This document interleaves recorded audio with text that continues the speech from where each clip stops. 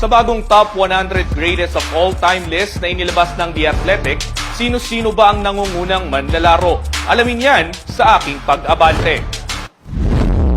Sa bagong listahan na ginawa ng The Athletic, si LeBron James ang nanguna sa botohan bilang the greatest player of all time ng NBA, at pangalawa lang si Michael Jordan. Pakinggan natin ang balita.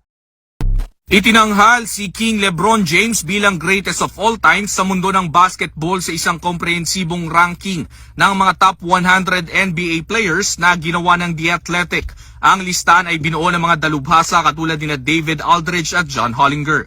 Nanguna si LeBron James sa ranking sa may 857.3 GOAT points na sinusundan naman ng Chicago Bulls legend na si Michael Jordan na may 750.2 GOAT points at pumapangatlo si Kareem Abdul-Jabbar na may 660.1 GOAT points.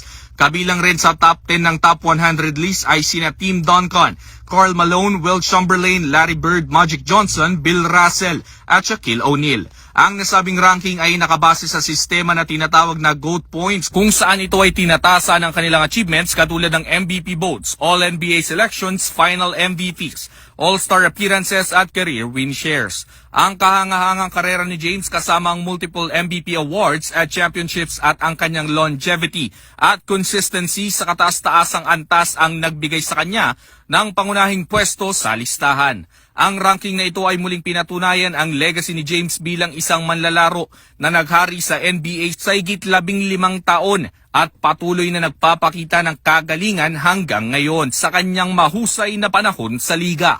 Samantala, hati naman ang opinyon ng mga fans hinggil sa nasabing ranking na marami ang nagsasabi na si Jordan dapat ang una dahil wala itong talo sa finals kumpara kay LeBron James.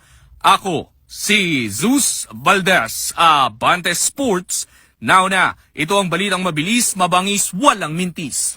Marami naman sa mga fans ang di sumang-ayon sa pwesto ni Kobe Bryant na nasa top 11 lang at ang mga fans ni Stephen Curry na nasa top 27 lang. Kayo agree ba kayo sa bagong listahan na ito ng The Athletic? Mag-comment lang sa ibaba at pag-usapan natin. Para sa karagdagang impormasyon bisitahin lang ang website ng The Athletic. Maraming salamat mga kabasketball.